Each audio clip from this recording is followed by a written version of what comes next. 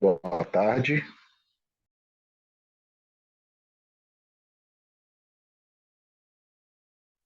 Boa tarde, Chester. Tá me escutando? Olá, boa tarde. Me escuta?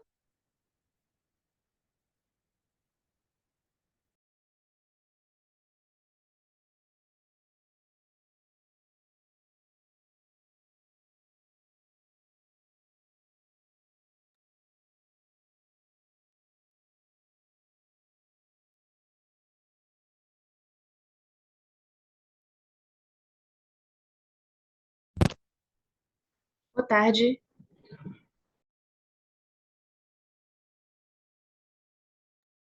Boa tarde.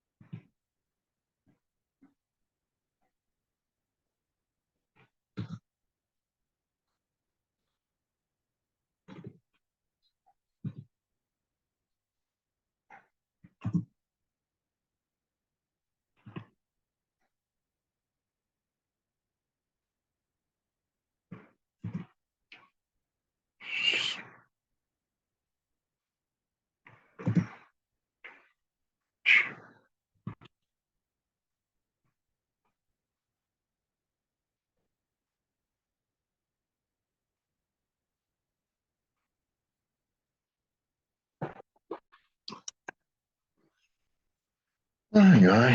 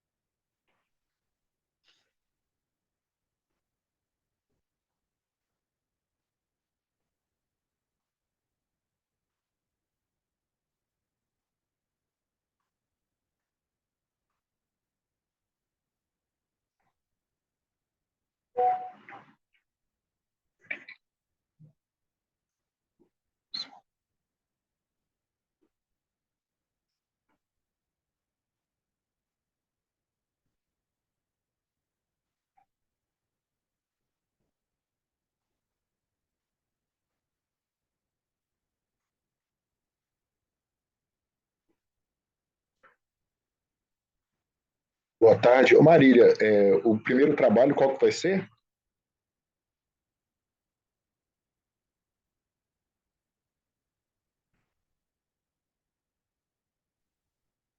Olá, Davi, boa tarde. Estou conversando aqui com o pessoal para ver se o pessoal está entrando já. O primeiro trabalho, deixa eu só dar uma olhada aqui.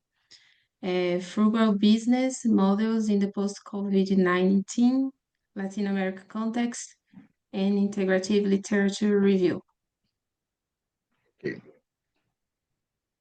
E aí a gente segue com o segundo, que é Leadership for Less, How Organization Democracy Translates Values into Frugal Innovation. Depois, tomada de decisão em negócios de impacto, perspectivas acadêmicas a partir da base Scopus. E, Uhum. por fim, Pathways to Open Innovation and Performance, the Role of Entrepreneurial Orientation in Organization Culture. Deixa eu só confirmar aqui com o pessoal se eles estão chegando, tá bom?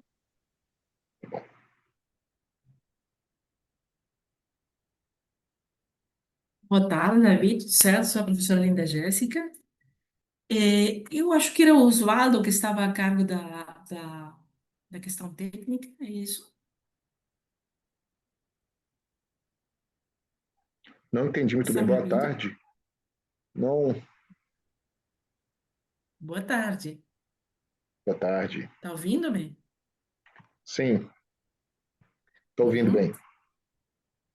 certo. Boa tarde, professora. Se você quiser iniciar agora, a gente já está no Sim, horário, viu? Fica já à estamos, vontade. né? Não, eu estava Isso. perguntando por Oswaldo, que ele estava um pouco que escalado para fazer a parte técnica da sessão. É aqui, Isso não eu é? conversei com ele agora. Ele disse que estava saindo de uma outra sessão. Eu acho que daqui a pouco ele deve estar entrando. Acho que ele vai se Tá atrasar bom. só mais um pouquinho. Certo.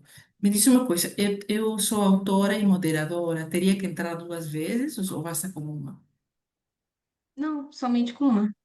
Pelo menos Só foi o que uma, aconteceu numa outra sessão que eu participei, que aconteceu da mesma tá maneira. bom, tá certo.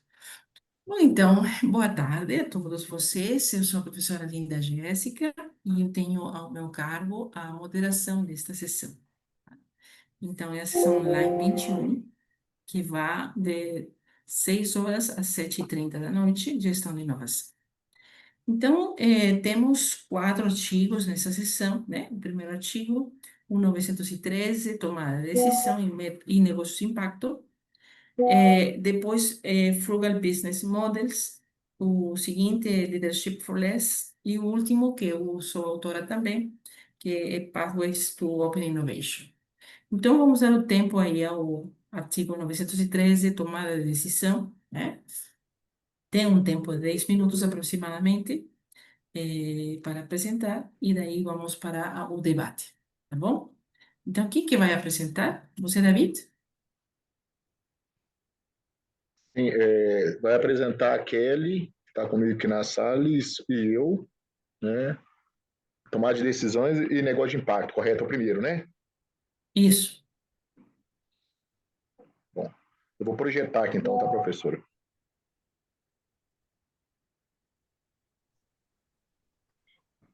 Vocês me escutam bem? Perfeitamente. Ok.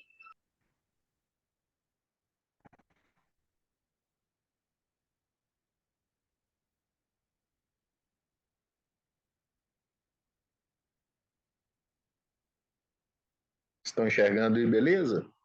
A apresentação? Estão vendo a apresentação?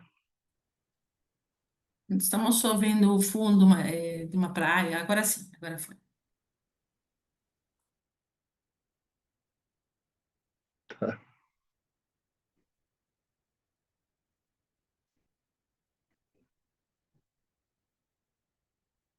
Ok, ok.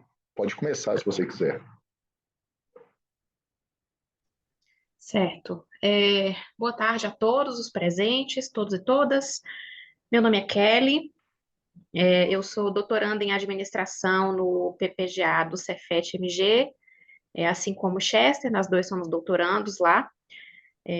O nosso artigo se chama Tomada de Decisão em Negócios de Impacto, Perspectivas Acadêmicas a partir da base Scopus, né? Os autores somos Chester, eu, o Daniel Lopes, que é professor titular do Cefet, e também a professora colaboradora Rita Campos.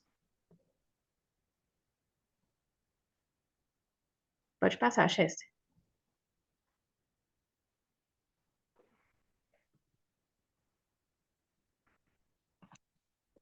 Você passou o slide? Tá vendo aí? Pronto. Isso, passou, entrou agora. Bom, Passei, tô no inicialmente segundo. a gente coloca aqui uma introdução básica do que são negócios de impacto, né? Os negócios de impacto é um modelo organizacional que ele justamente ele vai gerar impacto social e um ambiente positivo, né, de forma intencional, né, faz parte do modelo de negócio, né, conciliando esse modelo com a sustentabilidade financeira. Então, esse tipo de empreendimento ele vai se diferenciar de uma iniciativa que seja essencialmente filantrópica, porque coloca justamente a integração do impacto social, né, com o objetivo financeiro, né, do retorno financeiro. Pode passar, Chester.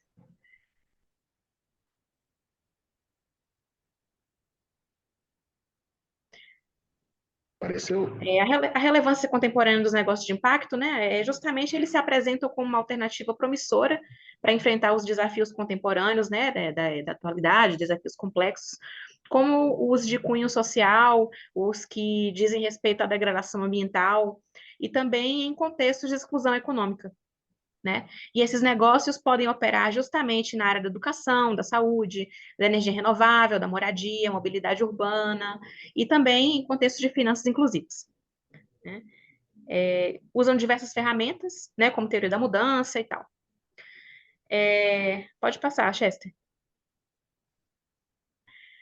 O alinhamento dos negócios de impacto aos ODS da ONU foi um motivo, né, o que ordenou nosso trabalho, né, que é porque os ODS eles fornecem uma estrutura que orientam, né, que permite às empresas alinharem seus propósitos estratégicos a justamente metas bem atuais de sustentabilidade, né. O setor privado, o governo e a sociedade acabam atuando ali juntos na busca de soluções integradas, né, se norteando a partir dos ODS da ONU. E, nesse contexto, o desafio à tomada de decisão nos negócios de impacto, ele transcende justamente a operação, né, a otimização financeira. Vai conciliar esses objetivos justamente junto com os sociais, né, e ambientais, né, demandando um modelo decisório que precisa ser multifatorial, precisa ter uma sensibilidade ética, uma capacidade analítica e uma flexibilidade frente às mudanças do ambiente institucional. Pode passar, Chester. Daí chegou a nossa pergunta de pesquisa. Qual é o panorama da produção científica indexada na base Scopus, que aborda a interseção entre o termo tomadas de decisão, o termo negócios de impacto e os objetivos da ONU, desenvolvimento sustentável? A lacuna de pesquisa foi orientada pela compreensão, né, sobre como as decisões são tomadas em negócios de impacto, né, que justamente é uma literatura incipiente, carecem de estudos que mapeiem as tendências temáticas, abordagens metodológicas, e a justificativa é que o mapeamento dessa produção científica vai ser um ponto fundamental para compreender esse estado da arte, para identificar as tendências de pesquisa futuras e para reconhecer outras lacunas, né, que advenham desse start aqui. Pode passar, Chester.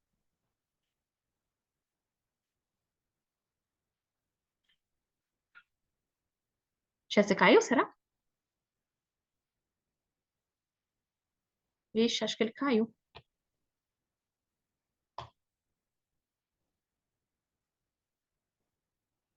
Nossa, será que tem como eu transmitir o...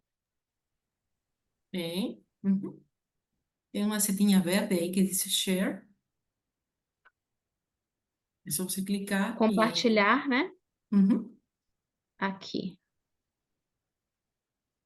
Aí você vai poder compartilhar toda a sua tela, que é a primeira opção. E daí Apareceu para buscar. vocês? Perfeito. Deixa eu ir para onde eu estava. Aí Certo. está no PDF. Você tem que colocar no modo apresentação, né? Para mostrar a tela cheia. Modo tela cheia, né? Isso, Pronto? isso. Pronto. Ótimo. Perdão, viu? Tá bom. Eu falei na justificativa. Portanto, o objetivo do estudo vai ser analisar a produção científica, né? Indexada na base... Ai, meu Deus, saiu para mim aqui. Aqui eu estou conseguindo ver a tua tela, sem problema. Agora caiu. Nossa Senhora. Entrou aqui, o meu entrou, Pronto. desculpa interromper. Eu vou parar aqui o meu, que ele chamou de uma vez. Tá bom? Ô, Tá me ouvindo, Chester, Kelly? eu tô compartilhando agora. Ah, tá. Você pegou aquela última versão, né? Isso, peguei. Beleza. Tá bom, tudo Beleza. bem. O Desculpa, objetivo do pessoal, é estudo vai... porque caiu de uma vez.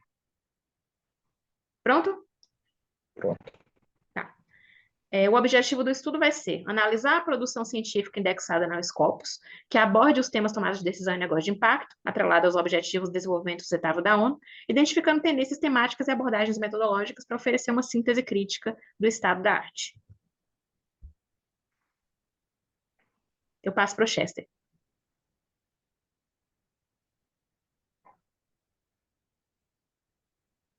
Passa o slide, Kelly, por favor, ou abro aqui. Eu já passei aqui meu slide. Você está conseguindo visualizar? A página de métodos? Então, vou abrir aqui, Kelly, porque... Não. Interrompe, por favor, que eu vou entrar com o meu aqui. Certo, vou interromper o compartilhamento. Pessoal, desculpa aí, tá? Que realmente... Probleminha técnico aqui.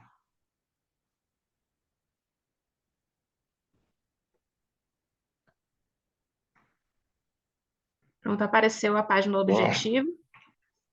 Agora pode ir para o de métodos. Tá, tudo bem. Pessoal, desculpa o problema que deu aqui, mas vamos acelerar para não cumprir o tempo, tá?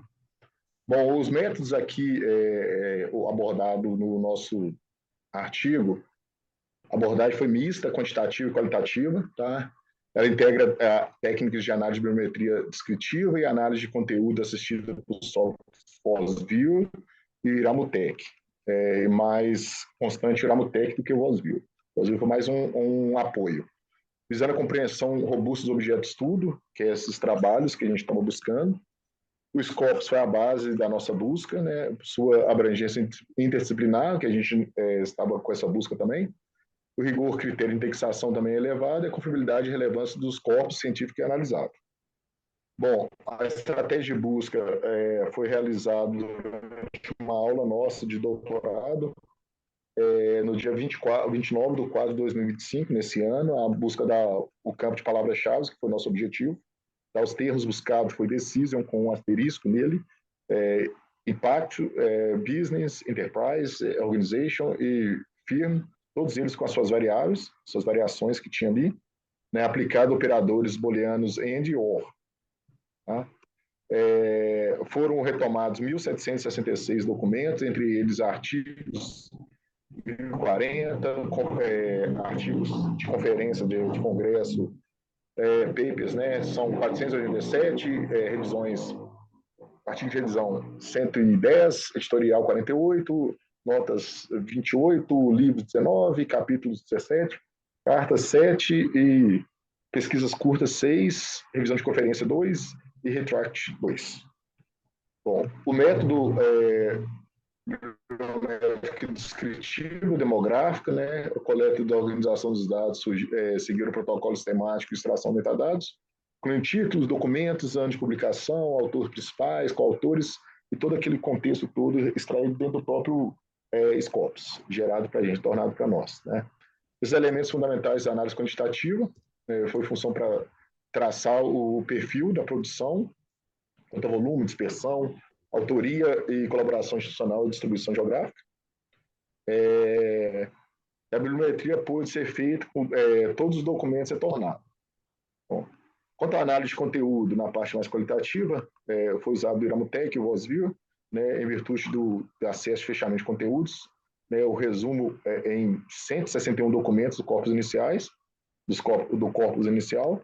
Na análise quantitativa, utilizando os 106, foi retirado por não ter esse resumo, tá?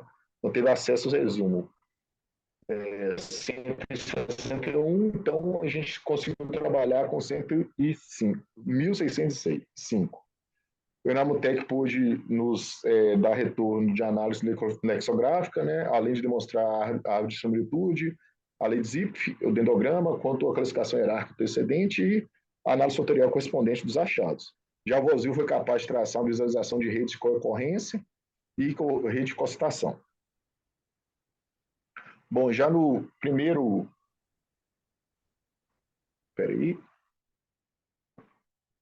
No primeiro gráfico, a gente pode observar aqui como que foi o crescimento desses trabalhos, né? Ele teve vamos falar assim, uma ascendência ali entre os anos de 2000 2005 a 2015, aí teve uma certa estabilidade, mesmo assim houve um aumento nessa década. Se for pegar a gente traçou uma linha polinomial de quinta ordem, e a adequação dessa linha foi de 87%. Tá?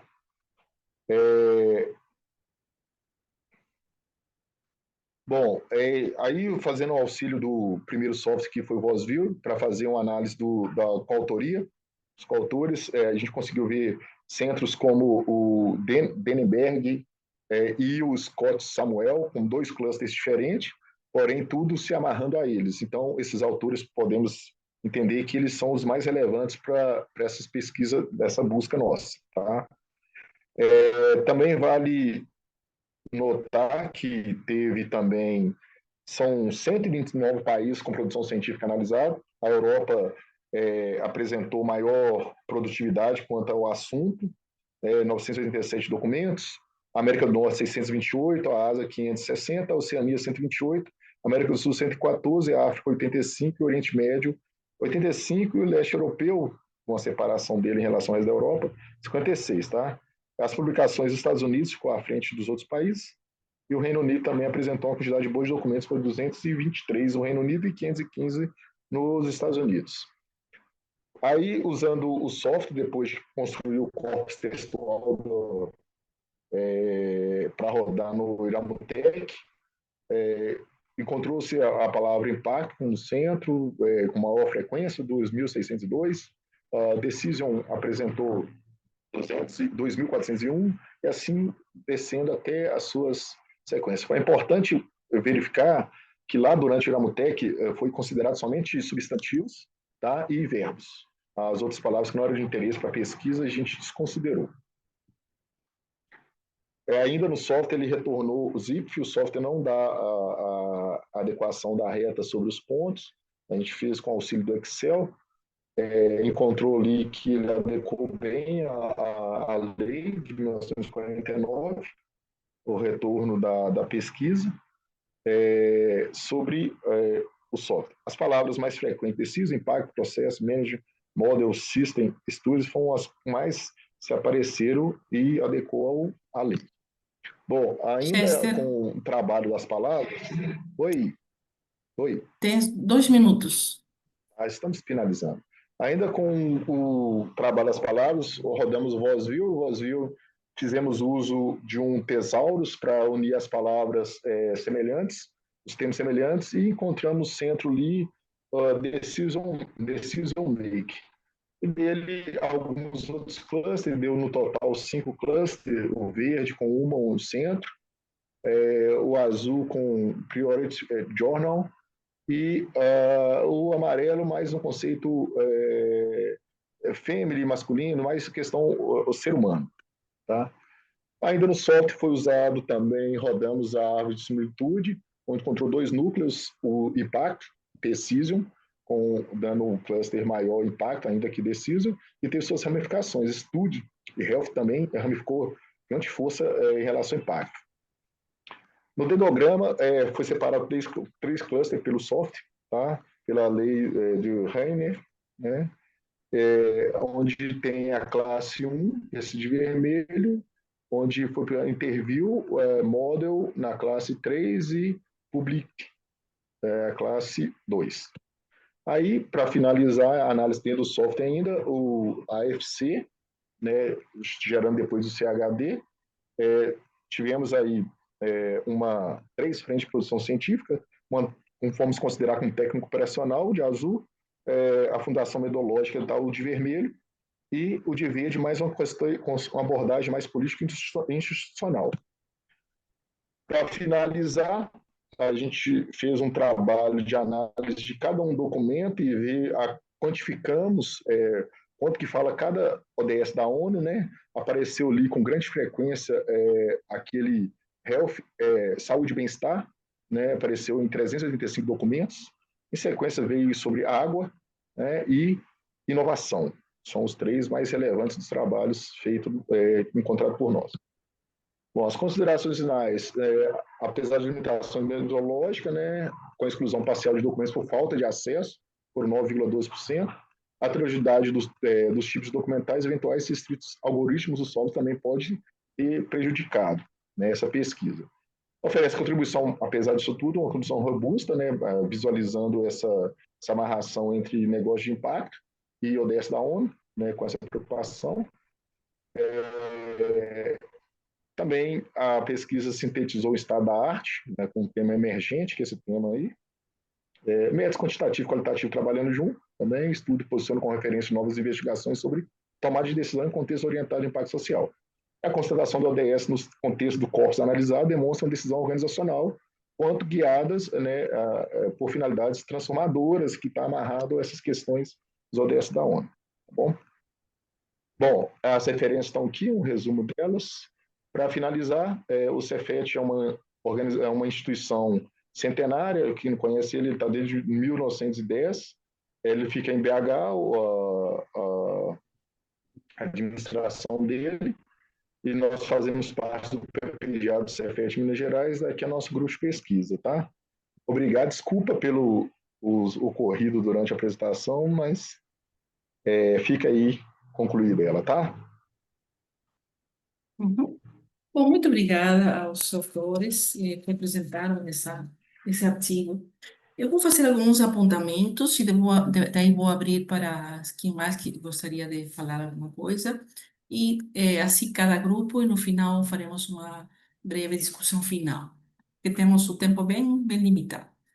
Então, da leitura do artigo, eu achei bem interessante o foco de vocês na, na relação, né, da tomada de decisão, inovação, negócios de impacto, né? Até porque a gente estuda inovação mais em um ponto de vista estratégico, que é mais por lucro, né, para avanço tecnológico em si. E falar sobre inovação responsável, líderes responsáveis, é bem refrescante. Eu acho que esse é um ponto bom do artigo. A segunda coisa que me chamou a atenção é sobre tomar a decisão, né? A prática, na verdade, em torno da sustentabilidade, ela vem da tomada de decisão. Então, acho também interessante falar sobre isso, sobre o agir da liderança, por exemplo. Legal. Uma coisa assim que eu anotei sobre os ODS, né? Os ODS, para mim, são uma referência da ONU, uma referência global, um pouco mais política, um pouco mais no sentido do desejo da humanidade, né? Mais que um framework. Um framework eu talvez relacionaria mais com ESG, tem outros frameworks também que poderiam ser usados, né? Mas ESG tripé da sustentabilidade, são mais conhecidos, né? Então, podia dar outras saídas, talvez a um artigo que pudesse ter um tema similar, né? Podia ter, ser interessante também analisar isso. Bom, o artigo eu achei bem escrito, tá? Está completo. Uma coisa que me chamou a atenção também na metodologia, que vocês usaram apenas uma base de dados. Por que usaram apenas uma base de dados?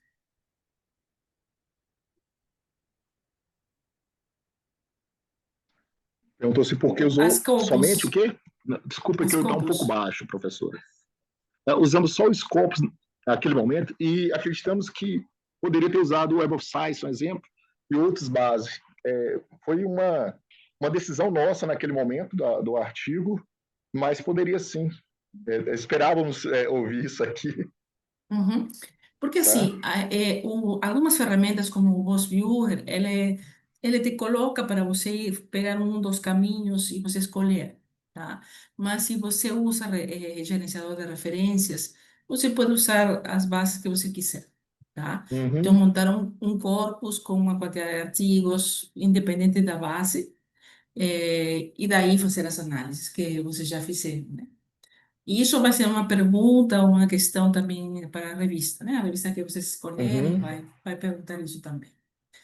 Bom, as análises dos autores, enfim, as análises são mais clássicas, né? Eu mesma também trabalho com alguns desses softwares aí, então conheço eles bem, né?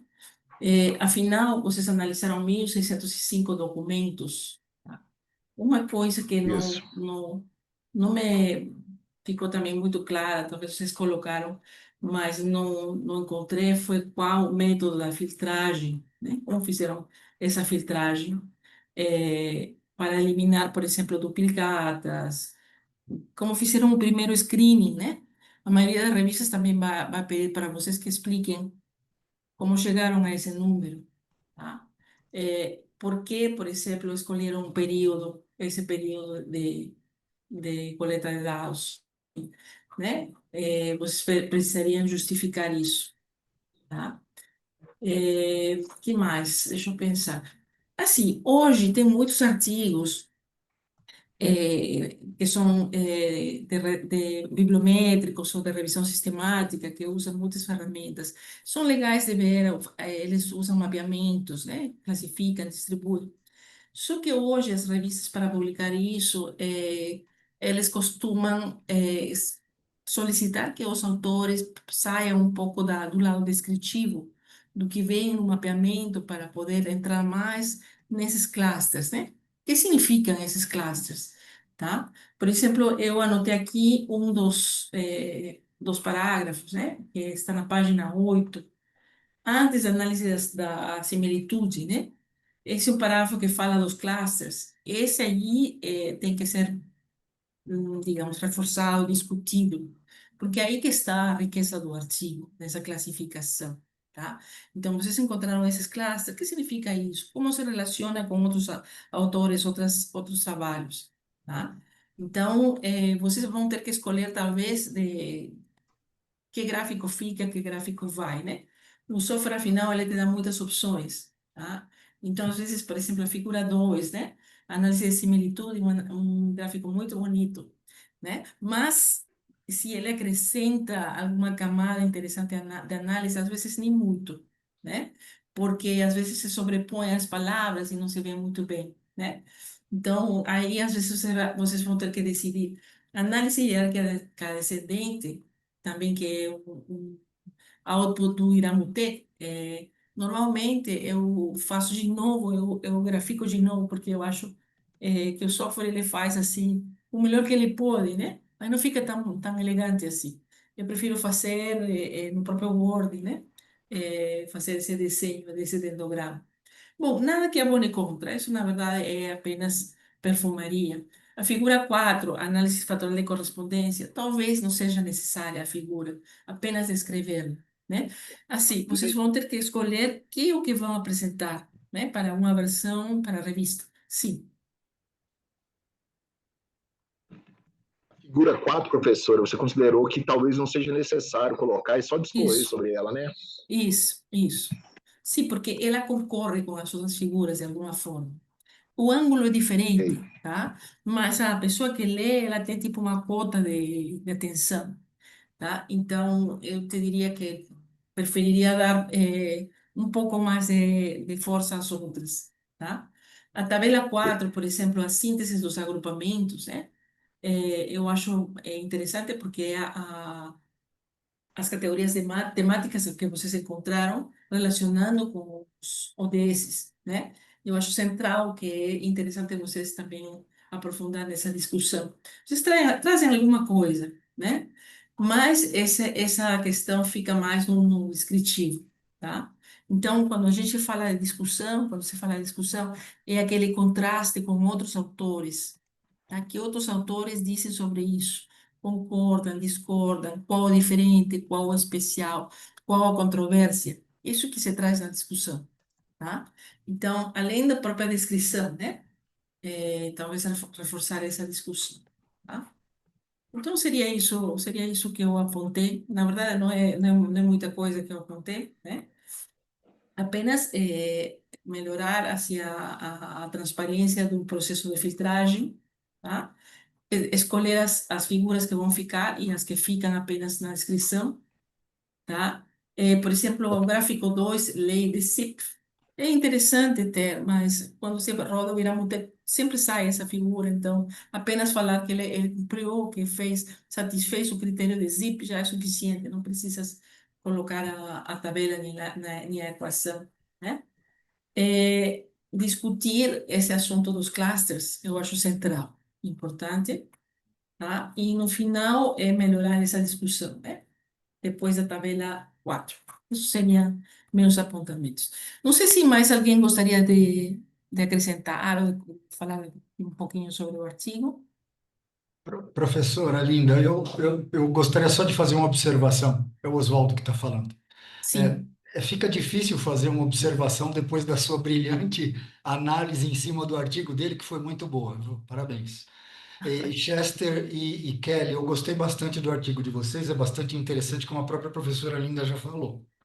Eu só tenho dois pontos bem pequenos e são detalhes, mas é importante colocar, que escapou, que eu consegui ver que a professora Linda não falou.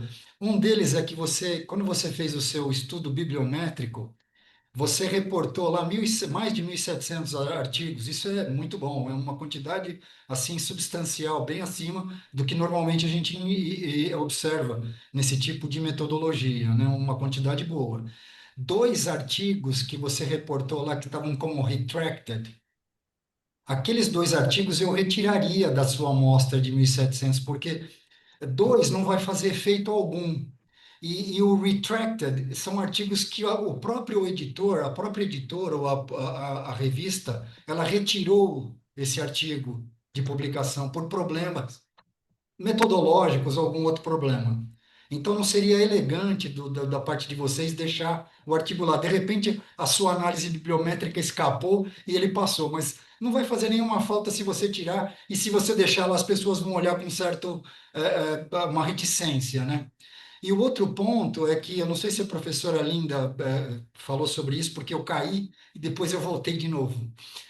Sobre a metodologia, no lugar de vocês, é uma sugestão isso, eu colocaria que seu artigo é eminentemente qualitativo, porque você usou duas ferramentas, o Iramutec e o VozViewer, que te geram gráficos. Eles não são, o seu artigo não é quantitativo porque você usou elas. Elas te deram apoio. E com o apoio dessas ferramentas, vocês desenvolveram uma análise. Essa análise é qualitativa. Ela não, Ok. então você usou uma ferramenta que gerou gráficos e você, a partir dessa ferramenta, gerou informações, que aí entra um pouco naquilo que a professora Linda falou, que você tem que desenvolver um pouco mais, sair um pouco do descritivo e um pouco mais para o analítico, né? E melhorar um pouco, mas o seu artigo é eminentemente qualitativo, tá? Eram só essas duas que eu gostaria de falar. Obrigado, professora. Obrigado, professor. Obrigado, obrigado, Obrigada, Osvaldo. Osvaldo. Então, vamos lá no segundo artigo, assim, rapidamente, porque essas sessões são bem Obrigado, enxutas. professores. Anotei tudo aqui, tá bom? Tá bom. Nós estamos um Obrigada pouquinho pelas atrasados mesmo, considerações de professor. vocês, Então, viu? o Foram muito segundo pertinentes. artigo é Frugal Business Models in the Post-COVID-19, COVID-19, né? Sim. Ana Boa Paula, noite. Eu vou compartilhar aqui, com licença.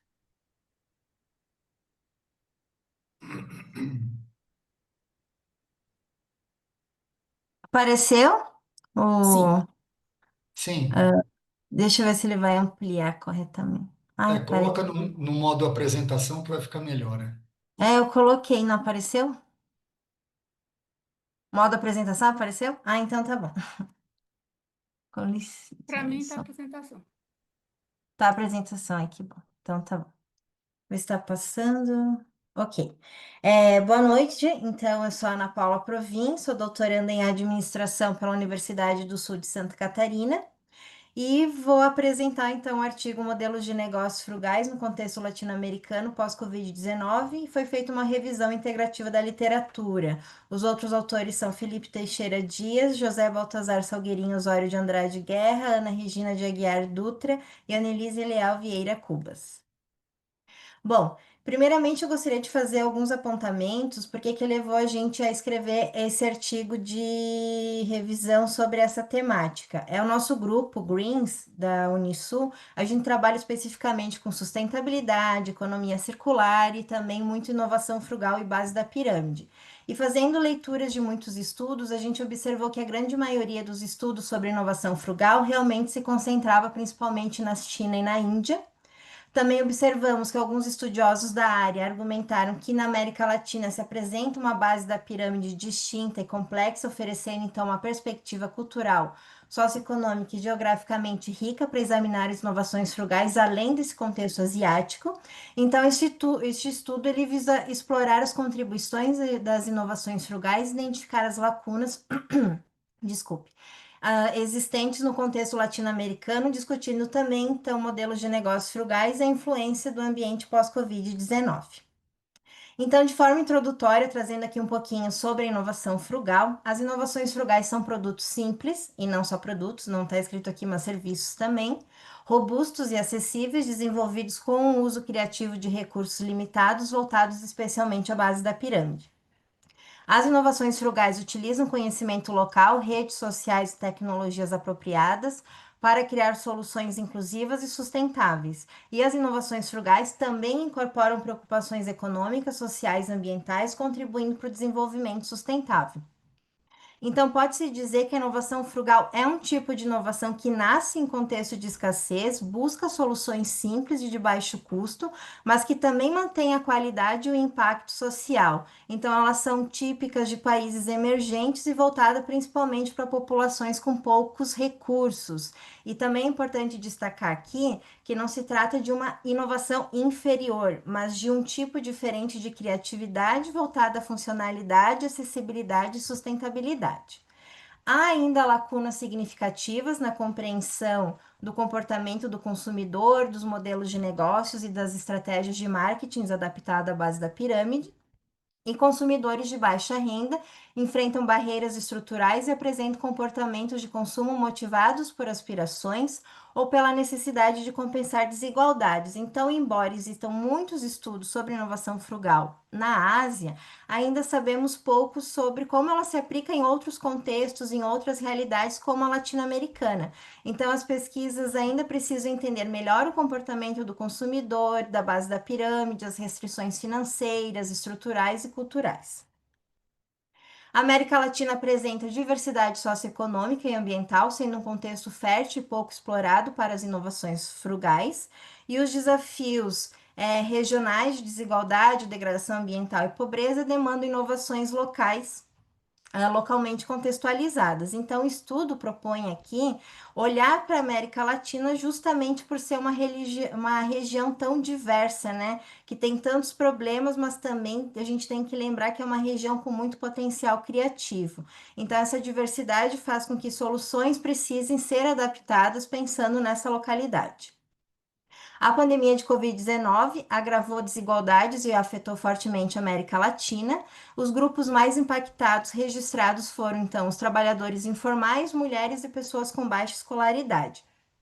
Então, a Covid-19 acentuou essas desigualdades e revelou e destacou mais ainda essas fragilidades das estruturas econômicas de muitas regiões. Como a gente bem sabe, muitos trabalhadores nessa época ficaram sem renda, houve aumento de pobreza, exclusão digital. Então, esse cenário ele criou uma urgência por modelos de negócio mais resilientes e capazes de responder a essas novas vulnerabilidades. Então, muitos pesquisadores acreditam que entra aí o papel da inovação frugal. Então, a nossa pergunta de pesquisa é: como a inovação frugal e seus modelos de negócios podem contribuir no contexto latino-americano pós-Covid-19? Antes, a gente fez uma revisão da literatura, né? A fundamentação teórica. E para falar sobre a economia e a parte da inovação, é importante a gente contextualizar o que a gente entende por América Latina, né? Então, para Bruy, o termo América Latina envolve tanto uma divisão territorial entre o centro e o sul das Américas, quanto uma herança linguística, já que as principais línguas, espanhol e português, derivam do latim. Além disso, essa região sempre foi marcada por desigualdades profundas, sociais, espaciais e econômicas. E a pandemia de Covid-19 intensificou então essas vulnerabilidades pré-existentes na América Latina, criando um cenário complexo para o empreendedorismo na região. Então, esses autores, Oliveira e Emídio, por exemplo, eles mostram que, claro, que não foi só uma questão de saúde, mas também econômica e urbana. E a pandemia expôs a fragilidade estrutural do trabalho informal e dos sistemas de proteção social. Então, Roland, Hummel e Tupi, eles destacaram que a informalidade é um dos maiores desafios estruturais da região. Então, A recuperação econômica não é apenas uma questão de crescimento de PIB.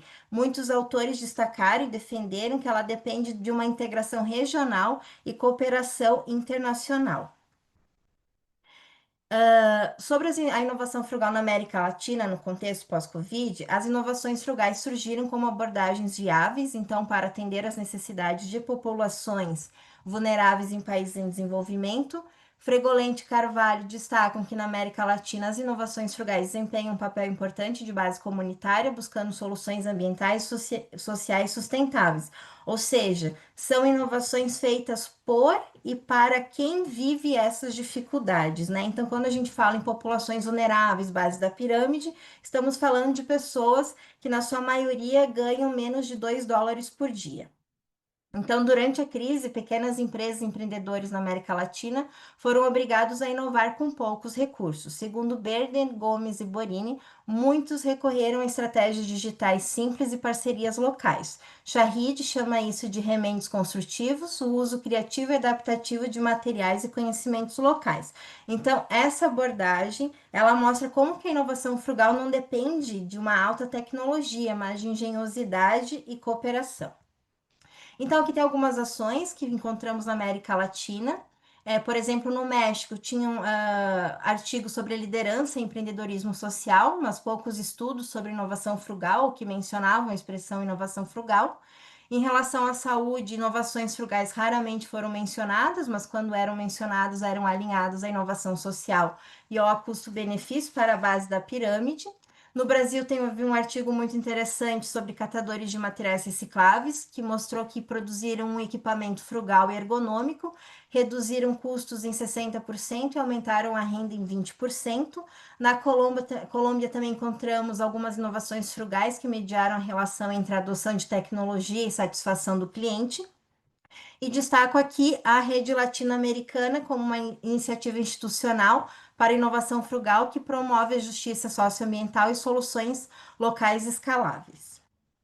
Então, para fazer esse artigo e responder a questão central do estudo e pensar nas dimensões de modelo de negócio, contexto de América Latina e momento pós-Covid, a gente optou por fazer uma revisão integrativa da literatura, que é uma abordagem bastante abrangente, permite reunir tantos estudos teóricos quanto empíricos e também ajuda a ter uma visão mais completa do fenômeno. Então, nós utilizamos 3 bases de dados, a Springer Link, Scopus e Science Direct. Trabalhamos com 3 grupos de termos que envolviam as palavras-chave inovação frugal, América Latina, países latinos, impacto econômico, Covid-19.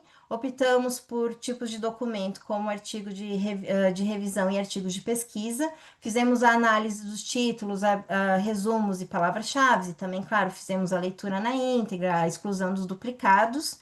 E como é uma revisão integrativa da literatura, ela permite, para além das bases de dados e os artigos científicos, utilizar documentos oficiais. Então, nós também trabalhamos com a Comissão Econômica para a América Latina e Caribe e a Rede Latino-Americana de Inovação Frugal. Então, aqui eu trago alguns dados numéricos, né? Então, de 3 grupos de termos, encontramos mais de 3.000 documentos. Depois de utilização do tipo de documento e o recorte temporal, que eu esqueci de colocar aqui, mas foi de 2019 a 2025. Ana Então, Paula, 3 minutos. ai, Jesus. 1.500. Não era 15 minutos, desculpa. São 10 minutos. Ah, meu Deus, tá. 1.500 artigos e, enfim, eu vou passar então para a parte das discussões.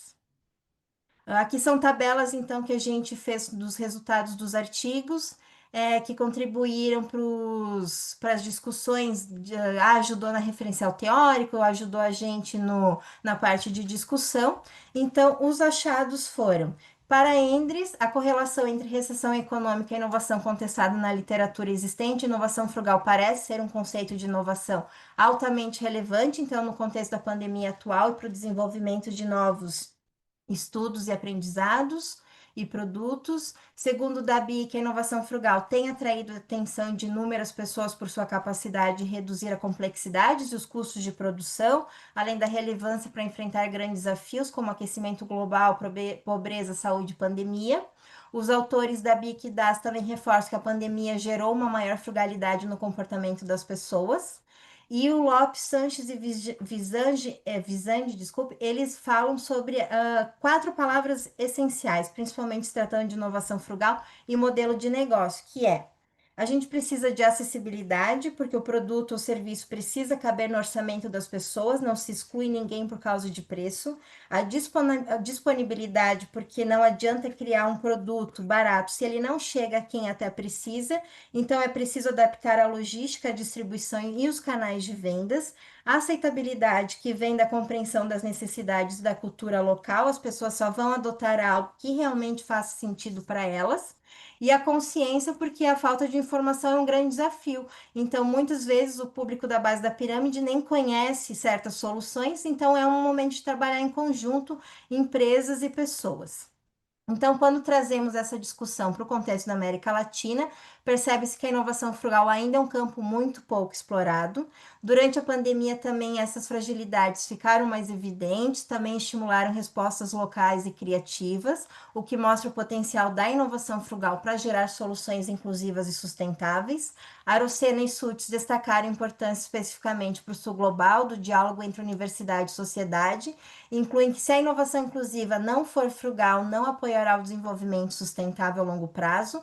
E falo de novo sobre a rede latino-americana, que é uma de inovação frugal, que é uma iniciativa muito bacana, que é um ecossistema regional de inovação frugal, que conecta, então, o que a gente deve almejar, que é a universidade, pesquisa, profissionais, empresas e comunidade. Então, considerações finais e lacunas de pesquisa, coloquei tudo junto para resumir. A análise dos 43 artigos mostrou, então, que há poucos estudos ainda sobre inovação frugal e a América Latina. Aqui na América Latina apresenta contextos sociais, ambientais e econômicos diversos, marcados por grandes desafios históricos também, que foram agravados pela pandemia. As inovações frugais podem representar uma alternativa relevante para atender às necessidades da população da base da pirâmide. Ainda existe pouca articulação entre governo, universidade e empresa, que faz com que muitas iniciativas permaneçam apenas no campo conceitual acadêmico.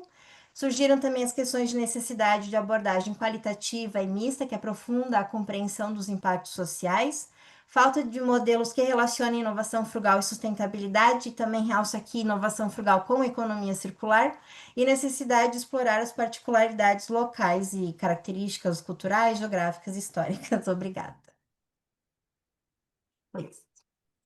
Muito bem, muito obrigada, Ana Paula. Porque Certo. são 4 artigos e 1 hora e meia. Então, a gente meio que Desculpa. tem que ser meio tirano com o tempo. Bom, agradeço aí a apresentação. Infelizmente, o artigo de vocês aparentemente chegou fora do prazo e não foi colocado no repositório do evento, né? Aí vocês me mandaram, eu consegui ler hoje mesmo, nem mais, o resto não conseguiu ler, né? As pessoas que estão aqui presentes, talvez, que queriam ler. Bom, apenas vou colocar algumas questões que achei interessantes ou algumas coisas que eu sugiro, né? Com miras a uma publicação futura, tá? O primeiro que eu vejo, pode parecer bobo, mas eu sempre vejo a formatação, né? Você vê, por exemplo, que já no resumo você vê, tipo, múltiplos 1,25, eu já sei, né? O resto está todo espaçamento simples. Só que quando você copia do IA, também acontecem essas coisas. Não estou falando que vocês tenham copiado o IA, só Sim. que é uma coisa boba, mas a forma também interessa, né? Então, uma coisa que também gosto de ver sempre no resumo, falando do resumo, os achados, né? Vocês colocam que os achados foram suportados pelos dados da comissão, etc, etc, etc. Mas assim, os dados não aparecem, né? Então fica aí o enigma, né? Quais seriam esses achados? Então, a análise revela que, embora a inovação frugal contribui, né? O utópico ele está pouco estudado e pouco financiado, tá? Mas eu acho que o trabalho de vocês tem muita coisa, acho muita coisa, né? Então, sempre quando vocês façam um resumo, tente colocar qual tipo de análise, quais os tópicos, quais os Uhum. achados, né? Mesmo Uhum. porque muitas revistas elas permitem de 200 palavras a 250. Não dá para fazer Uhum. mais coisas. né? Fazê-lo mais completo. Em geral, eu acho que a introdução está bem feitinha. Apenas você se foca na BioP, né? Eu estudei bastante sobre BioP já há alguns anos, né? Quando era, digamos, o foco para lá, 2004, se não me engano, você Sim, falava, e a inovação frugal, que é um conceito mais recente, embora estudado com outros nomes, né? Mas ele é 2014, 13, por aí, relativamente recente. Mas hoje se sabe que a frugalidade não é só matéria da base da pirâmide, né? sim. Tudo Tem que é outro. circularidade, né? Uhum. Economia circular, Sim. sustentabilidade, até a Uhum. própria produção enxuta, né? Uhum. As empresas também ficaram olhando essa necessidade da frugalidade, e é claro que eles querem mais lucro. Então, estão de olho nisso.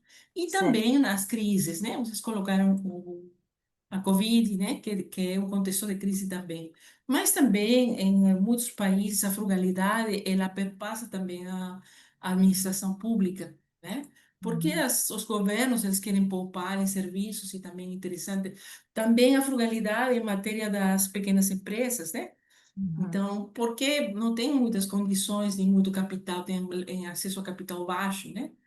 Outra coisa interessante também, por exemplo, é na área tecnológica. Minha área de pesquisa é gestão de inovação tecnológica, né? Então, se busca promover essa democracia tecnológica e isso tem a ver com baixo custo. Então, Uhum. a frugalidade é também interessante nesse contexto, além do BioP e além das crises, né? Então, são Uhum. outras frentes que, de alguma forma, dão relevância ao trabalho de vocês, mas também saem algumas avenidas que podiam ser outros trabalhos no futuro, né? Ah, ok, obrigada. Apenas Uhum. Sim. sugerindo, né? Bom, aí eu não vou falar muito sobre o referencial teórico, porque ele está bem montado, né? Enfim, vocês explicam muito bem como fizeram, usaram várias bases de dados, legal, né? Apenas vocês colocaram que era o recorte de tempo era pós-Covid, e vocês colocam 2019, É, então aí não é pós-Covid, é durante é, Covid, né? Antes, durante, né? sim. Aí eu sugeriria, talvez, só para outro trabalho, talvez, colocar um pouco de tempo antes, tipo 2015 a 2025, e você separar por cluster. Dá para fazer tranquilamente Para fazer com um outras antes e ferramentas. depois, assim, desculpe Sim, interromper. exato. Ok, Antes, durante e depois, ok. tá? Ou pode tirar fora o período de 2019 e 20, 2020 e 21 e analisa só os outros. Pode ter algumas sacadas interessantes, tá? Ok. Bom, depois na página, espera aí, aqui não sai página. Mas enfim, depois da tabela um, tá? Aí vocês falam que de 114 artigos selecionados, foram selecionados na leitura, né? Para leitura. Mas não dizem por quê, como assim, né? Que eu não encontrei como assim, tá? E muitas editoras sempre perguntam isso. Qual foi o processo de filtragem, né? E aí vocês chegaram aos 43. Como assim chegaram, né? Apenas explicar, descrever o que eu tenho certeza que vocês fizeram, Hum. tá? É, outra coisa importante é que vocês colocam uma lista dos trabalhos. Isso está bem para a bibliografia, tá? Aqui eu sugiro que vocês se foquem nas categorias e não nos artigos, tá? Ok. Vocês podem colocar a categoria, os autores e o resto vai para a bibliografia, para referências, tá? Vai ficar melhor e é só fazer, por exemplo, você já tem a tabela 2 e os artigos, né? As Uhum. conclusões, enfim, o fichamento. É apenas categorizar, englobar esses trabalhos, qual os pontos em comum, quais seriam os pontos, os que saem dessa comunidade, quais seriam as controvérsias, enfim, esse tipo de apontamentos. Tá? Igual a tabela 3, a tabela 4, porque aí você gasta tipo 4 páginas, e as pessoas passam isso muito rápido, né? Tá. Tá? Hum. E isso, deixa eu ver, bom, aí você chega na figura 4. Eu achei bacana a figura 4. Eu gostei Né? muito da figura 4. Bom, E aí vocês têm bastante coisa. E essa figura, eu acho que é o coração do trabalho, tá? bora mais. Então, essa figura, ela deve ser discutida, Tá. tá? Então, essas categorias que vocês acharam aqui, eu acho que vocês poderiam talvez repensar se esse gráfico fica assim ou não, mas pegar, categorizar e discutir perante a literatura. Eu acho que ficaria bem legal. Até poderia ser um passo anterior a definir um framework que poderia ser validado por outros trabalhos, tá? E poderia ser muito citado, tá? Eu acho que seria isso bem interessante, tá? E uma coisa Tá, que eu não achei, finalmente, porque já estou extrapolando o tempo, as limitações do trabalho. Não sei se vocês colocaram, mas assim, como eu li só hoje, né? Talvez passou batido as limitações do trabalho, que é meio que padrão nos artigos científicos, tá bom? tá bom, muito obrigada. Não sei, pessoal, se alguém teria algum tipo agregaria ou teria algum comentário. Para quem só teve horas para ler o artigo, professora, tá uma maravilha a sua análise, viu? Eu, A gente infelizmente, teve, Ana, teve eu não consegui mesmo, ler, desculpa. Eu também tive que Imagina, apresentar um trabalho antes e não consegui ler o seu, infelizmente. sim. não tem Então tá problema. bom. Eu que peço de gente que pede desculpa pelo atraso. Uhum. Tá bom, tá bom. Perfeito. Então, sem mais delongas, vamos para o terceiro artigo. Paula Munhoz, está aí? Sim, estou aqui. Vou compartilhar aqui.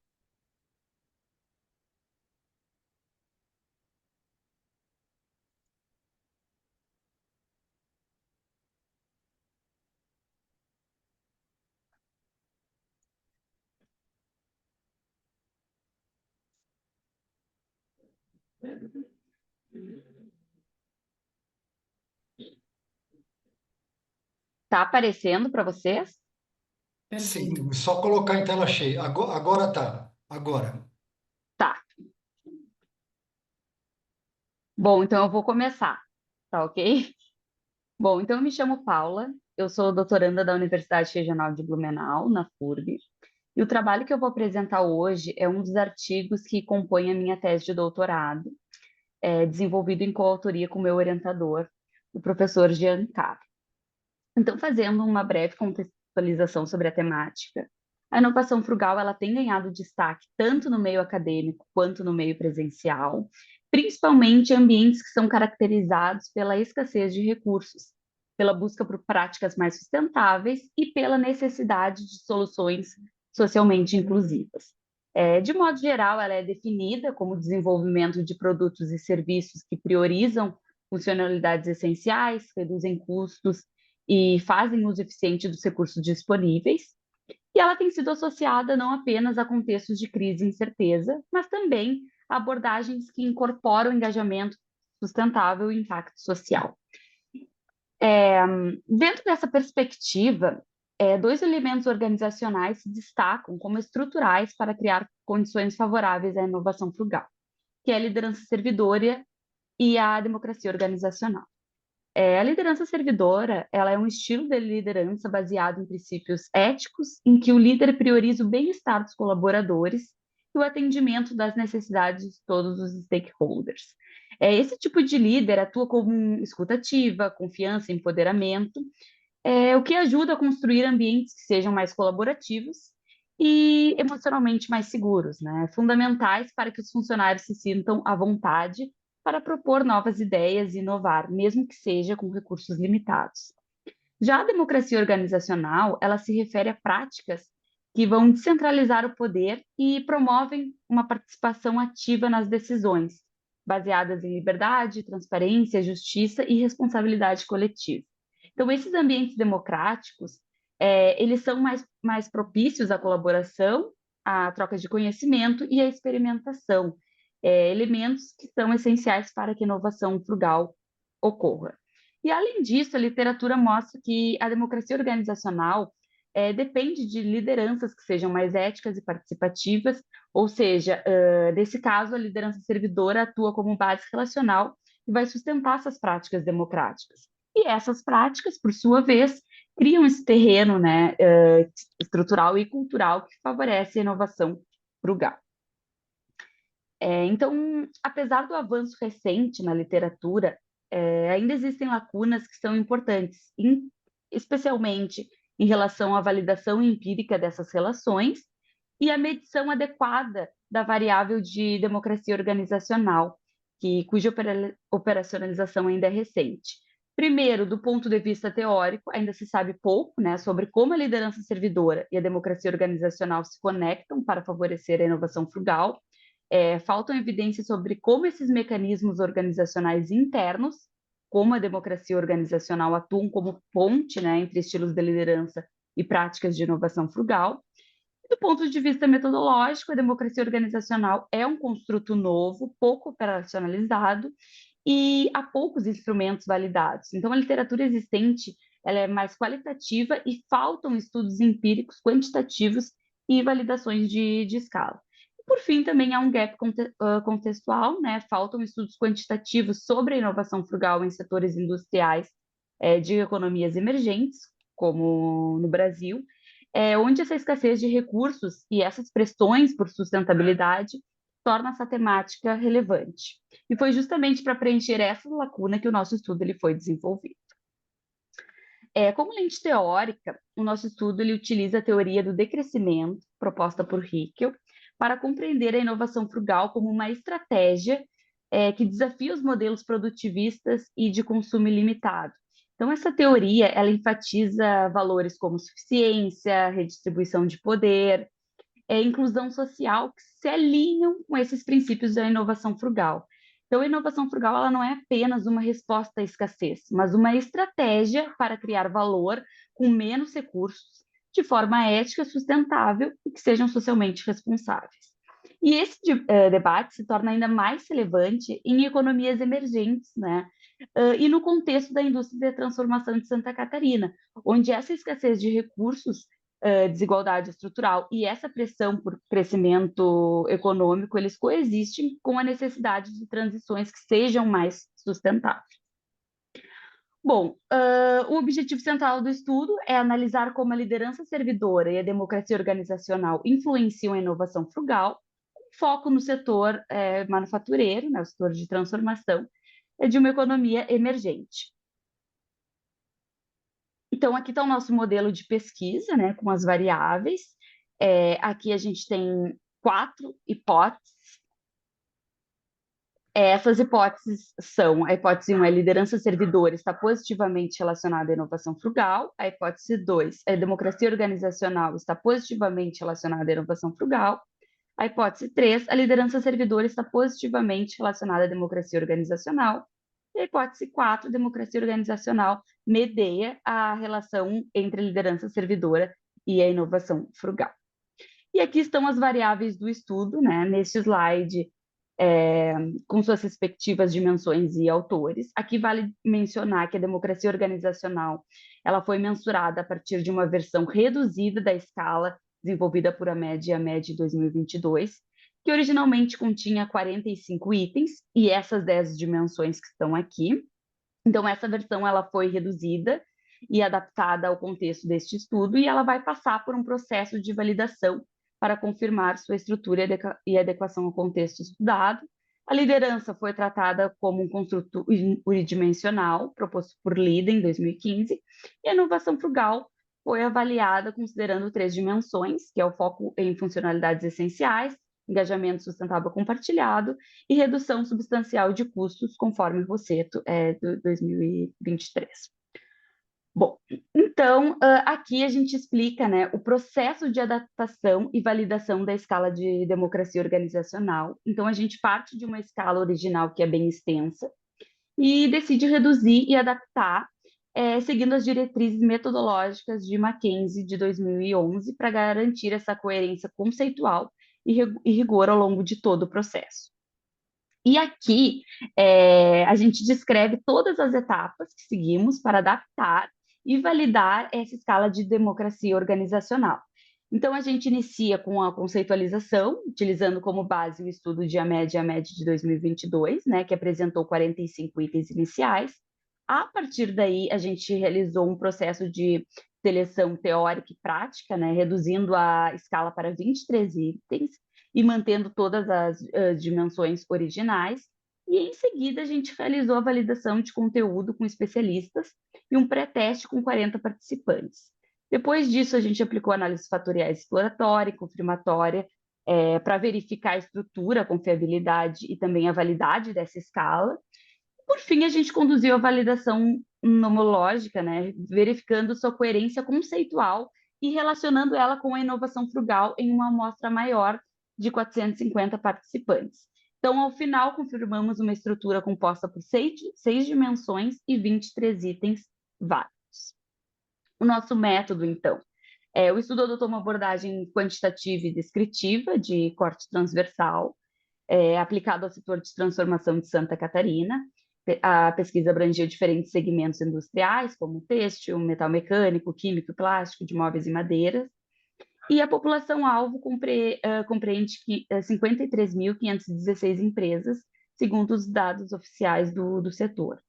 A coleta de dados ela foi realizada por meio de um questionário estruturado, respondido por gestores e diretores das empresas participantes, e a amostra final totalizou 450 empresas.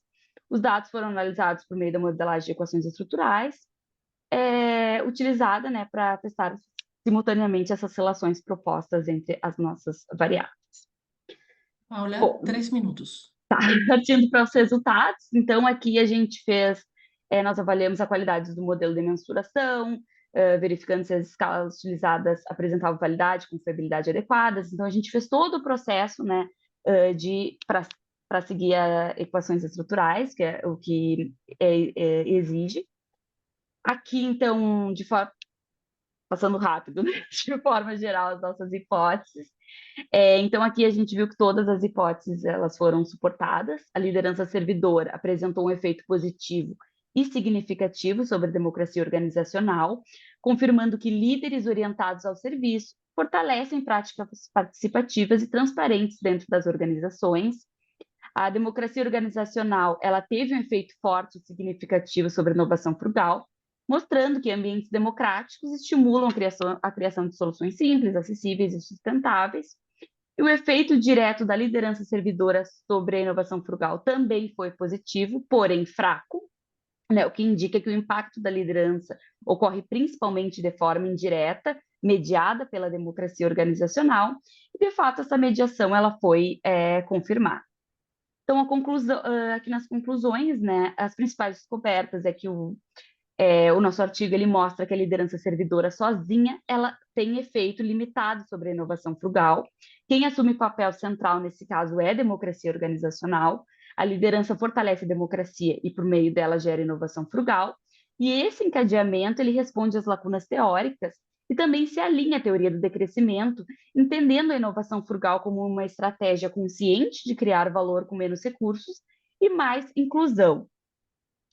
Em relação às implicações teóricas e práticas, né, o artigo, então, ele contribui ao integrar essas variáveis em um mesmo modelo explicativo, algo ainda inexplorado. O estudo confirma o papel mediador da democracia organizacional, mostrando que ela é o mecanismo que conecta valores éticos de liderança a resultados inovadores, e também reforça que a inovação frugal depende mais de práticas de gestão que sejam humanizadas do que de tecnologia ou abundância de recursos, e propõe essa visão como uma ponte entre a literatura de gestão e a teoria do decrescimento. No campo prático, os resultados indicam que líderes podem fomentar a inovação frugal ao fortalecer estruturas democráticas, baseadas nessa participação, justiça e transparência, e, além disso, culturas organizacionais mais horizontais e colaborativas tornam-se um diferencial, né, competitivo em setores industriais que são marcados pela escassez de recursos. E aqui as limitações, sugestões futuras.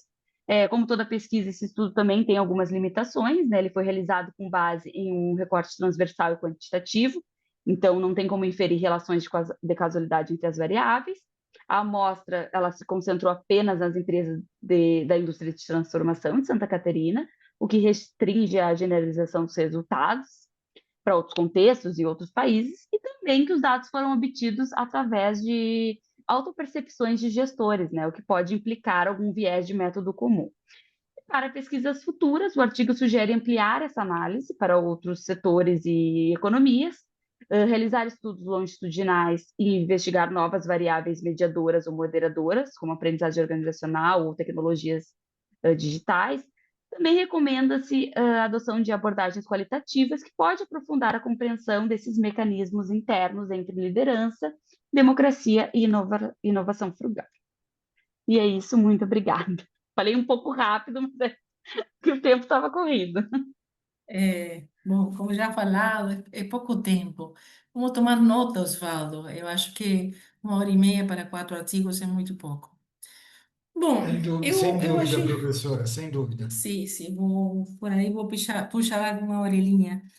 Eu achei, Paula, o trabalho bem feito. Não tenho muito a questionar. A gente é da mesma universidade.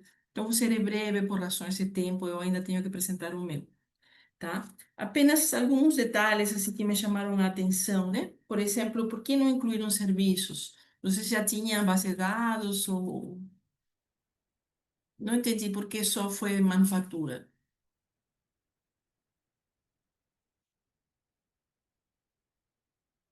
Paula, não estou te Você ouvindo. está no mudo.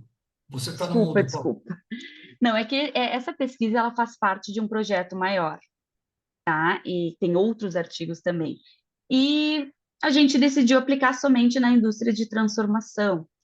Então, é por isso que são apenas é apenas esse setor e apenas aquela classificação. Uhum.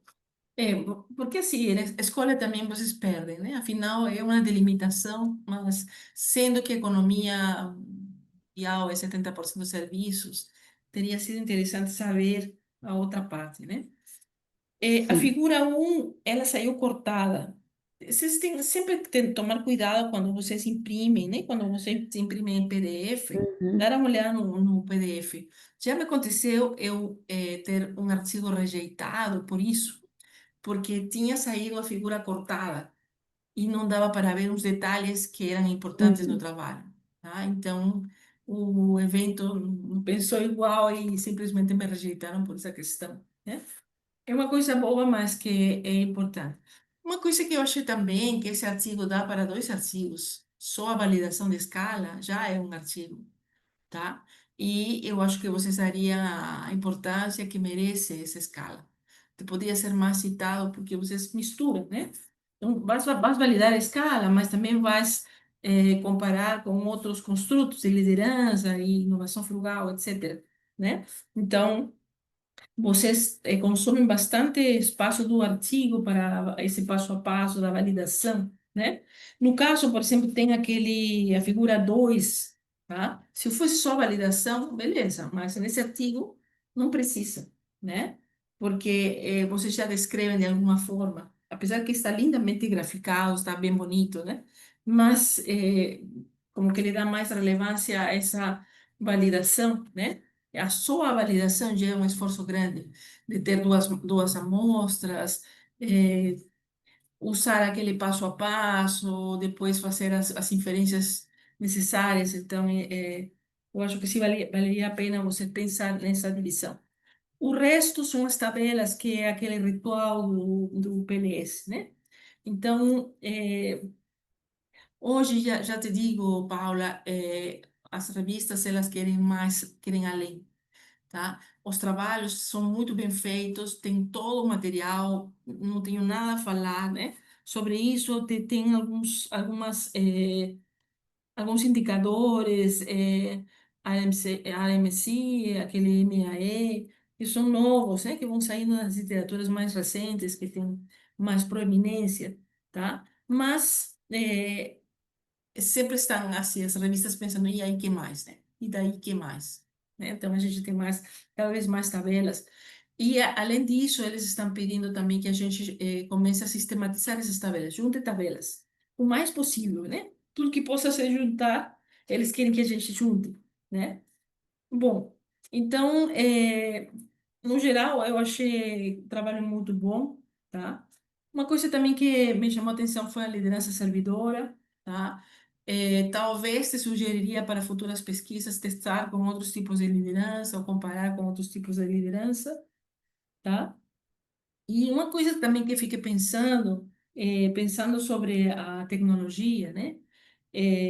Qual seria a relação, não sei, alguma linha de raciocínio me pensei sobre essa inovação frugal tendo relação com o que é a democratização da tecnologia, né?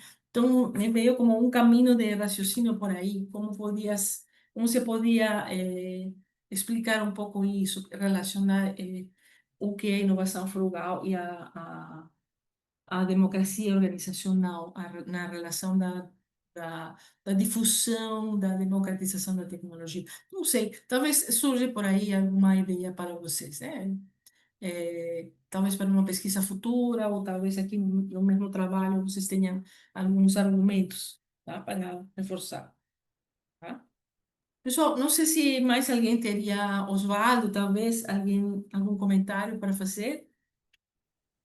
Eu gostaria de parabenizar a Paula e o professor Giancarlo pelo trabalho, e isso me fez pensar que ó, tem uma coisa que quando eu estava lendo o artigo, eu vi vocês se referindo ao Brasil como a economia em desenvolvimento, né?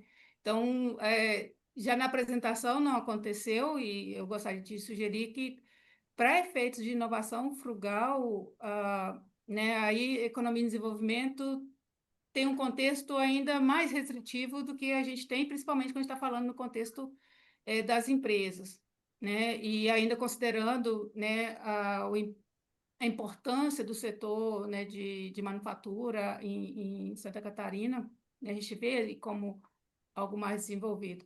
Eu sugeriria que vocês também considerassem literatura sobre inovação reversa, que está, né, extremamente associada com inovação frugal, e inovação frugal em países desenvolvidos.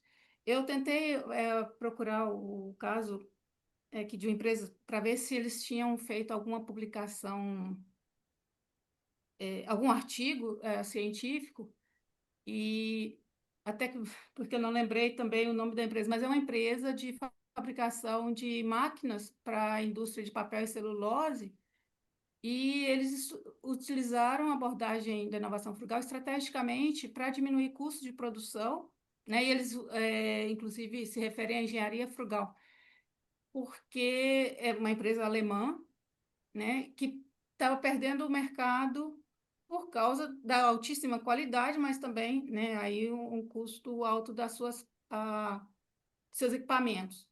Então, eles, para mim, quando eu li o artigo, foi bastante ilustrativo, assim, de repensar o processo e aí empoderar os próprios engenheiros para questionar como eles estavam produzindo. Então, eu achei interessante.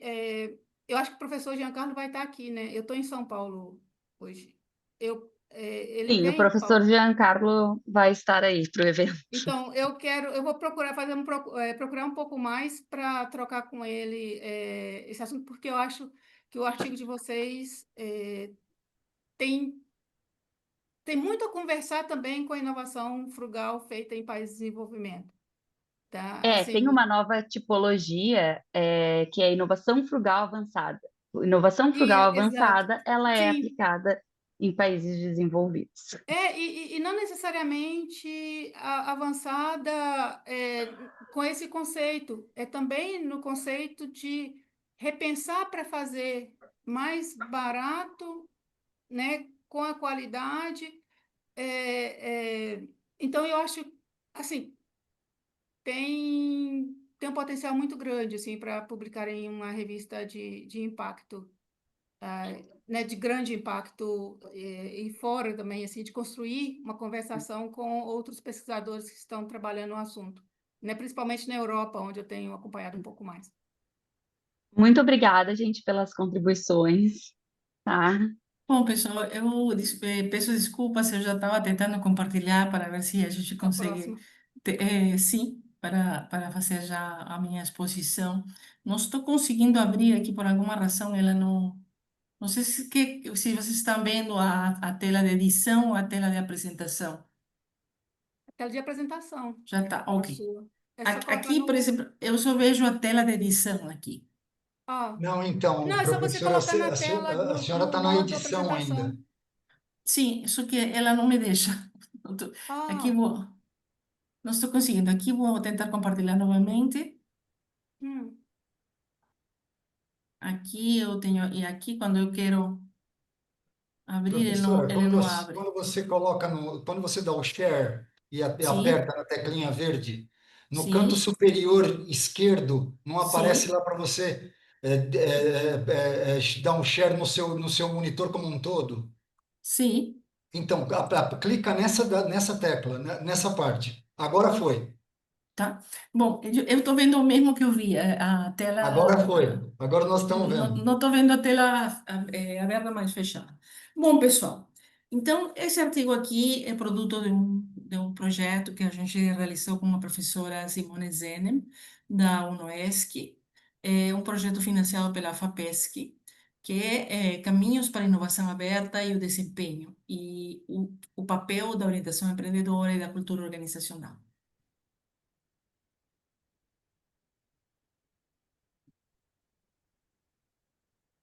Não sei se vocês estão vendo o segundo slide aqui. Ainda não, ainda, ainda estamos na primeira página, no título. Meu Deus.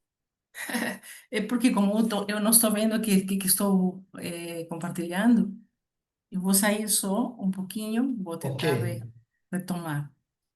Professora, se quiser apresentar no própria tela de edição e aumentar ela um pouco, a gente também acompanha. Não tem problema. É porque eu estava assim, mas quando eu quero passar para a seguinte, vocês não veem, sabe? Então, Entendi. dizer o entire screen aqui eu quero abrir e não consigo. Dizer os participantes, vêm me.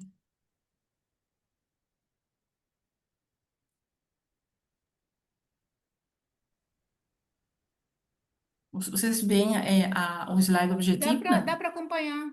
Dá para É acompanhar só. desse jeito, professora. A gente consegue. Então tá bom, beleza, vamos lá. Então, o objetivo da pesquisa foi analisar o panorama acadêmico. Esse aqui é um artigo de revisão sistemática e artigo bibliométrico, tá? Sobre a relação entre inovação aberta, orientação empreendedora e cultura organizacional, né? A ideia era identificar as tendências-chave e oportunidades de pesquisa para compreender como esses fatores interagem, né? Isso no sentido de relacionar-se com o desempenho inovador e organizacional.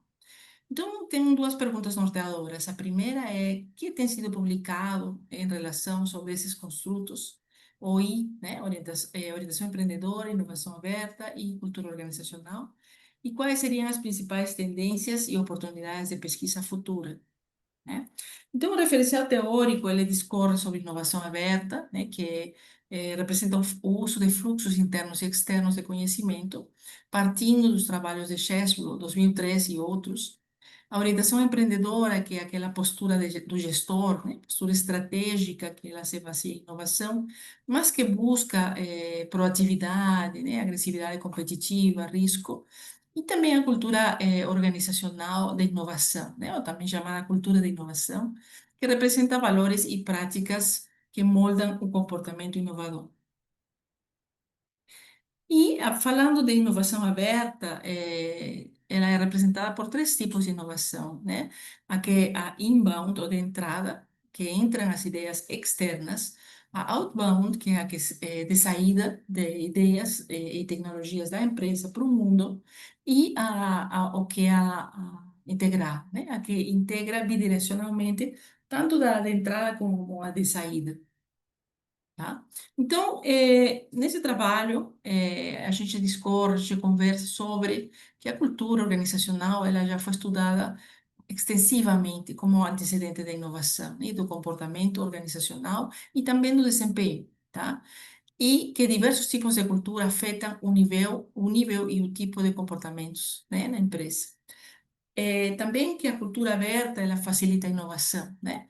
A cultura dinâmica, ela aprimora a integração de conhecimento, a colaboração, a renovação estratégica, e é conhecida como um facilitador fundamental da inovação aberta e também do desempenho.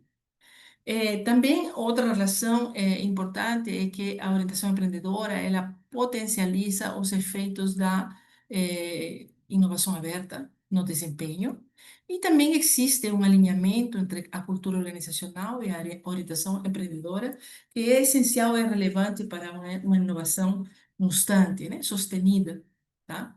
O trabalho é uma revisão sistemática da literatura, com análise bibliométrica.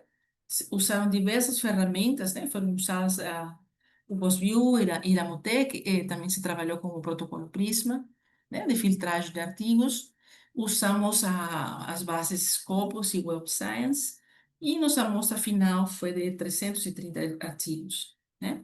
O artigo tem aquele caminho que eu estava eh, sugerindo para alguns outros artigos também de revisão sistemática, né, em que se coloca passo a passo tanto a seleção das palavras-chave, a definição dos bancos de dados, também quais seriam os protocolos a utilizar, né, para o que é filtragem e as ferramentas, né. A amostra final, como já falado, foi de 330 artigos, e aqui mostrando a tendência crescente, né, dos artigos da literatura sobre essas relações, né, e também as revistas mais importantes, mais citadas, né?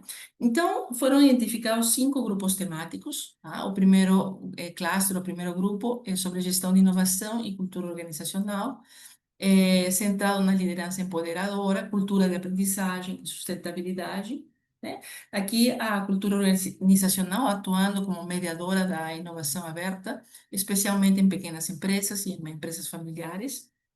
Esse trabalho, ele teve uma parte 2, que terminamos esses dias, em que a gente testou um modelo empírico, tá? A gente conseguiu suportar as hipóteses, só que as de inovação aberta não se mostraram suportadas, né? Aparentemente, a gente achou que as práticas de inovação aberta ainda são incipientes, pelo menos na amostra, no setor que a gente trabalhou, né? Então, fazendo um pouco essa relação entre um artigo de revisão e um artigo empírico, né? O segundo cluster, ele foca sobre as capacidades de desempenho e inovação aberta, tá? Explorando como as capacidades de inovação e orientação tecnológica, né, influenciam o desempenho. E essa relação também enfatiza a ambidestria e sustentabilidade, sobretudo em contextos industriais. O terceiro cluster é sobre inovação nos modelos de negócios, mostrando como a orientação ao mercado e o foco no cliente fortalecem o desempenho inovador. Aqui percebe-se uma forte relação entre o aprendizado organizacional e inovação, o que me deixa sempre pensando que falar sobre aprendizado, aprendizagem organizacional e gestão de conhecimento, ele é um tema que podia estar voltando novamente a ser um tema importante na relação com inovação. Ele baixou um pouco nesses últimos anos, mas eu estou vendo de novo um renascer desse tema de aprendizagem e gestão de conhecimento. E o quarto e o quinto cluster, o quarto seria a orientação empreendedora, capacidades dinâmicas, e o quinto já seria a relação de inovação com o capital humano, tanto em produtos e serviços, a orientação empreendedora impulsionando a absorção do conhecimento e inovação, e a liderança como capacitadora, né, facilitadora, e capital intelectual sustentando o desempenho em ambientes dinâmicos. Tá? Então, as tendências e oportunidades futuras de pesquisa, falando sobre capacidade de absorção e gestão de conhecimento, como já falado, a interação entre inovação aberta e características da empresa, como porte, estrutura, cultura, orientação estratégica, orientação empreendedora, e tudo isso influenciando a adoção e sucesso das práticas de inovação aberta, sustentabilidade e transformação digital, políticas públicas e ecossistemas de inovação, integração entre inovação aberta, organização empreendedora e cultura em economias emergentes. São temas que a gente identificou como oportunidades de pesquisa. E como considerações finais, a integração entre a inovação aberta, orientação empreendedora e cultura organizacional gera sinergia e melhora o desempenho inovador. De modo geral, os resultados ressaltaram uma forte orientação metodológica quantitativa na literatura de inovação aberta, as contribuições teóricas e práticas para alinhamento de cultura, estratégia e inovação, E a gente identificou entre as limitações o horizonte temporal de 2010 a 2025, que afinal é arbitrário, né? Em segundo lugar, a definição de bases de dados, fontes dos artigos da amostra, tá? Mas, apesar de que a gente escolheu um período e bases relevantes, esses fatores podiam ter levado à exclusão de estudos potencialmente relevantes, reduzindo também o escopo da pesquisa, né? Então, é uma limitação por delimitação, certo? E aqui as referências bibliográficas. Obrigada. Não sei se vocês teriam alguma pergunta ou algum apontamento. Temos 2 minutinhos. Professora, eu tenho uma sugestão para Sim, você, para você melhorar o seu artigo. perfeito. Na verdade, eu acho que ele está muito bom estruturalmente, ele não tem absolutamente nenhum ponto importante que a gente deva mudar. Por isso que eu estou falando que é uma sugestão, né? Eu Sim. gostei bastante também, assim como gostei dos outros, do assunto que vocês tratam, apesar de não ser muito o meu assunto, eu escrevo e estudo um pouco mais de inteligência artificial, então para mim fica um pouco fora por isso que eu não fico muito confortável de dar Não, mas sugestões fora da metodologia, mas do sim. ponto de vista metodológico, eu sugeriria o seguinte. O seu artigo, você está chamando ele de uma análise bibliométrica, mas ele é um pouco mais, ele está indo um pouco além disso aí. Ele não é uma simples análise bibliométrica, porque você já está analisando, inclusive, os achados que a bibliometria te trouxe. Então, isso daí você já está atravessando por uma revisão sistemática de literatura com uma abordagem de análise de conteúdo, que isso daí traz outro patamar para o teu artigo. Então, se você for para uma revista para publicar como uma revisão bibliométrica, talvez o editor não vá passar do abstract. Mas se você falar que é uma revisão de literatura com uma análise de conteúdo substancial com o assunto que você está tratando, talvez isso daí chame muito mais a atenção do editor e te cause alguma surpresa de uma boa publicação, eu diria, né? Então, para Uhum. você passar para uma revisão de literatura com uma análise de conteúdo mais substancial, falta pouco. Falta só se aprofundar um pouquinho mais a tua análise. Então, você ganharia um artigo muito mais substancial aí. Eu daria essa dica para você. Acho que Tá bom. Perfeito. Pensando que por aí a gente colocou algo disso, mas agradeço muito. A gente vai reforçar isso, tá? Bom, seria bastante pessoal, interessante. estamos um pouco correndo com o tempo, agradecer os trabalhos, já estamos no horário, agradecer todos os trabalhos muito bons, privilégio meu poder ler e debater todos esses trabalhos, agradeço muito a todos vocês. Desfrutem o evento, que é um evento muito bom, o SEMEAD, eu acho que um dos melhores congressos que a gente tem no Brasil. Então, curtam esse evento e não esqueçam de fazer tem uma enquete de satisfação, uma coisa assim, com a Sim. sessão, sim? Então, por aqui me passaram uma mensagem para não esquecer. Então, muito boa noite, muito obrigada, tá Se bom? vocês não sabem onde que é, volta para o painel onde vocês se inscreveram, tem lá a avaliação da sessão. E aí vocês podem fazer a avaliação por lá. Eu Muito coloquei o link aqui obrigada. também no chat, viu? No No chat. chat também. Isso. Tem o link no chat. Tchau, professora. Tchau a todos aí. Parabéns a Tá, todos pela. Tchau, obrigada. tchau. Tá, gente, Obrigada. parabéns. Parabéns, Ana. Parabéns. Obrigada.